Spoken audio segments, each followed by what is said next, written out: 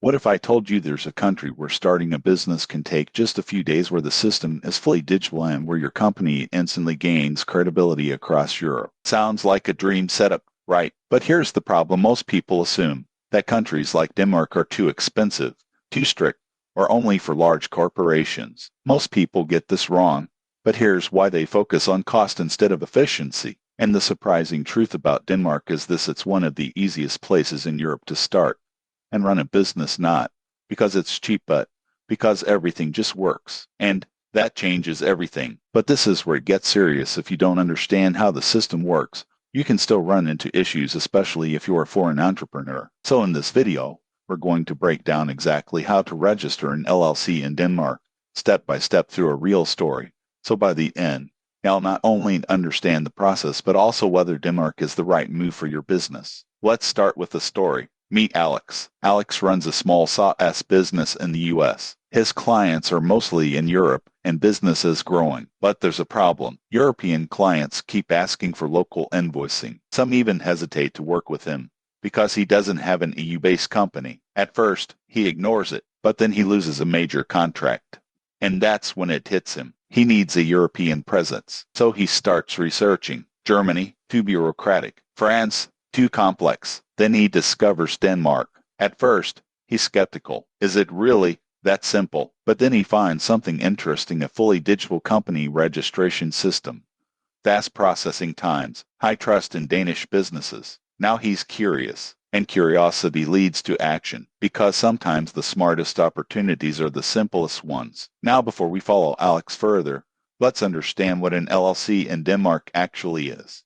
In Denmark, the equivalent of an LLC is called an ApS, which stands for Anpartsselskab. And here's why it matters: it provides limited liability protection. That means your personal assets are generally separate from your business. Simple, but essential. Now here's where things get interesting. Denmark allows foreign entrepreneurs to start companies. Yes, you don't need to be a Danish citizen. But here's the catch: you may need a local address and proper identification setup. This is where things get real. But Alex is prepared because he understands something important: preparation makes everything easier. Now let's walk through the process step by step. Step 1: choosing your company name. Sounds simple, but here's the problem: your company name must be unique and approved by the Danish Business Authority. And here's the surprising truth: names are checked quickly, but they must still follow strict rules. So Alex prepares multiple options, because smart entrepreneurs don't rely on one idea. They prepare for friction. Now step 2: defining your business activity. This is more important than most people think. Your business activity determines your legal scope and compliance. Alex initially considers something broad like software services. But here's the problem: that's too vague. So he refines it: software development and SaaS solutions. Clear, specific, professional. And that clarity helps him move forward. Now step 3: depositing share capital. To form an ApS, you need a minimum share capital. And here's the number: 40,000 Danish kroner. This can be deposited in cash or assets. And here's the key: you must show proof. Alex deposits the capital, and now things become real. Now step 4: registering the company online. This is where Denmark stands out. The entire process can be done digitally. Alex submits his application through the official system, and then he waits. But not for long, because within a few days his company is approved. And in that moment everything changes, because he officially owned the company in Denmark. Now step 5: obtaining a CVR number. This is your company's official identification number, and this is where things become official,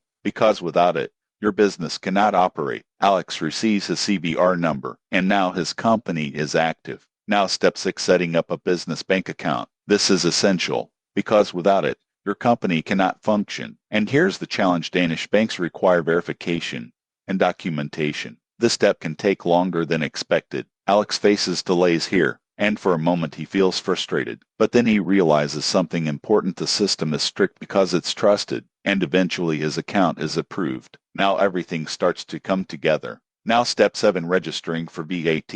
If your business exceeds certain thresholds or deals internationally, VAT registration is required. And this is where things get important, because compliance is critical. Alex works with an accountant, and this decision keeps everything smooth. Now let's pause for a moment, because you might be thinking this sounds efficient. What's the downside?